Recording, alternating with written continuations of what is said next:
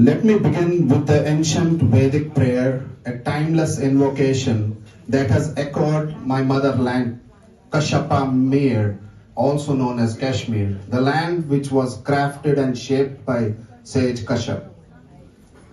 Namaste Sharda Devi, Kashmir Purvasini, Tvavam Pratyay Nityam Vidyadanam Chetahime, which means, salutations to you, O Goddess Sharda, the resident of Kashmir.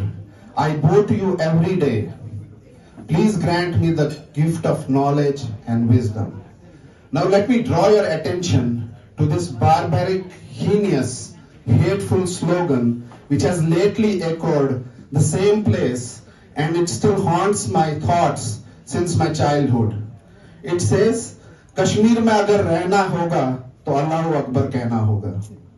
Which means, if you want to live in Kashmir, you have to submit to the Islamic faith. This was not just a slogan, it was a call for direct action against those who refused to give in.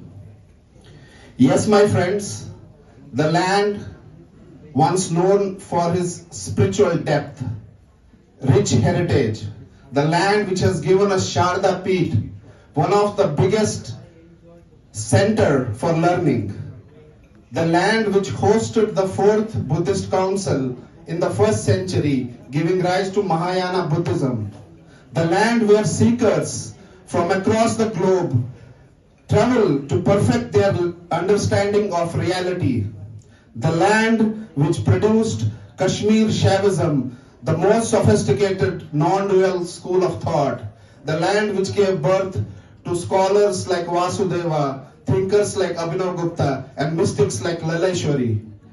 The same land, unfortunately today, has become a safe haven for radical Islamist terror.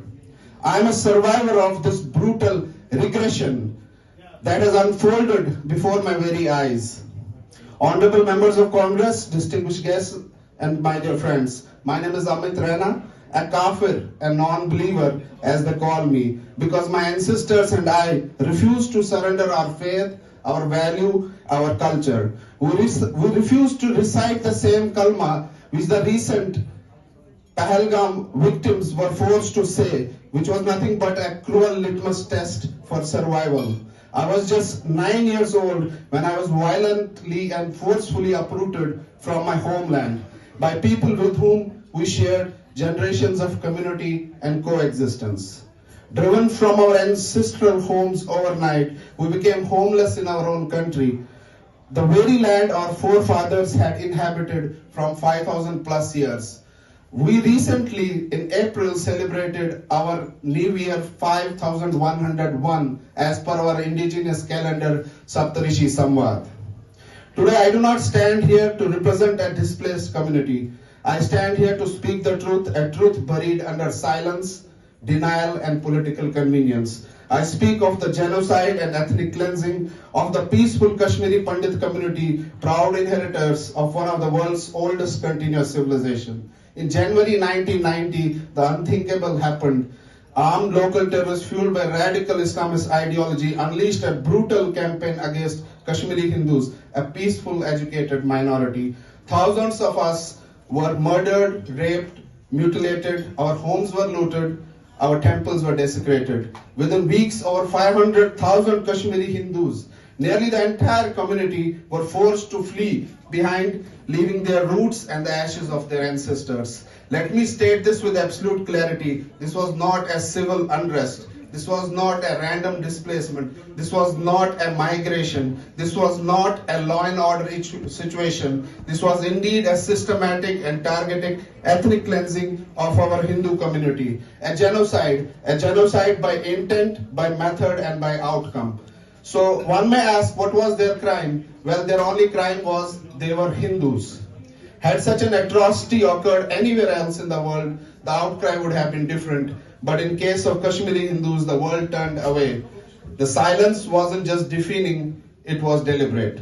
The recent Pahalgam Hindu massacre is a grim reminder of the continuation of the ongoing ethnic cleansing which our Kashmiri Hindu community has endured for decades. We still haven't healed from the wounds of countless Hindu massacres in Kashmir, be it 1998 Vandama massacre, 2000 Amarnath massacre, 2000 Chatti Singhpura massacre, 2003 Nandimarg massacre, or the dozen more massacres which unfortunately never made to the national headlines. We are still counting and awaiting justice for our 1800 targeted killings of our community members, including Pandit Tikalal Taplu, a nationalist and a political activist gunned down because he believed in the idea of India. Justice Neelkant Ganju, High Court judge, assassinated in broad daylight for sentencing Maqbool Butt, the chief of the banned Jammu and Kashmir Liberation Front. Girja Tikku, a school teacher, convinced by her Muslim friend to return and correct her salary, raped and cut in half with a mechanical saw.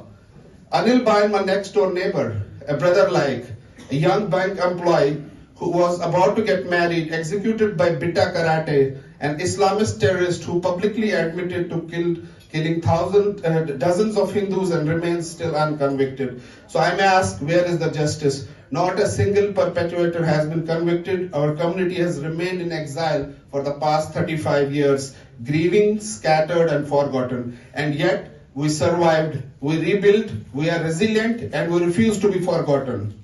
We do not stand here to divide or spread hate. We stand here to demand justice, to reclaim our roots. We respectfully call upon the global community to A, officially acknowledge and recognize the genocide of Kashmiri Hindus, B, establish a Truth and Reconciliation Committee to investigate this genocide and bring those responsible to justice, C, develop a comprehensive and pragmatic roadmap for the safe and dignified return of Kashmiri Pandits to their homeland. Let me be clear, there can be no normalcy in Kashmir without directly addressing these three fundamental issues. Anything less would be a mere eyewash. Tourism or trade cannot be a barometer of peace. Kashmir without Kashmiri Hindus is incomplete, period. Don't forget, whether it was 26/11 attack, whether it was 9/11 attack, whether it was 7/7 London bombing, or the recent Pahalgam attack. You do your math, look deeper, you will find the same root. And the root is the Islamic Republic of Pakistan, a nation founded on the base of hate, where radical Islamist jihadis are sponsored, trained, armed, and unleashed, not just to Kashmir, not just to India, but across the globe. Let's face it, the two greatest threats which humanity right now has is terrorism and nuclear weapons, and this rogue nation has both. So let us remember, there is no such thing as good terrorist versus bad terrorist. A terrorist is a terrorist. We must recognize this before it's too late. What happened to Kashmir in 35 years ago must never happen again anywhere in the civilized world. Despite repeated attempts by the successive governments to erase us from the history, we still remember the voices that were silenced, the homes that were burnt, the culture that was brutalized, and above all, it is a spirit that remains unbroken. Because as long as the truth survives, the story of Kashmiri Hindus will never be erased. And today, here in the heart of this democracy, our voices rise again, and this time we are heard. Being a Texas coordinator for Global Kashmiri Pandit Diaspora, I want to thank Kahuna for giving us this platform. A special thank you to the Voice for Voiceless, the powerhouse duo of Indian film fraternity, Vivek Agnihotri ji and Pallavi ji, by courageously reshaping global Hindu consciousness through the Kashmir Files. You remain a pillar of strength for those silenced by history. Thank you again for your time and willingness to listen. Thank you.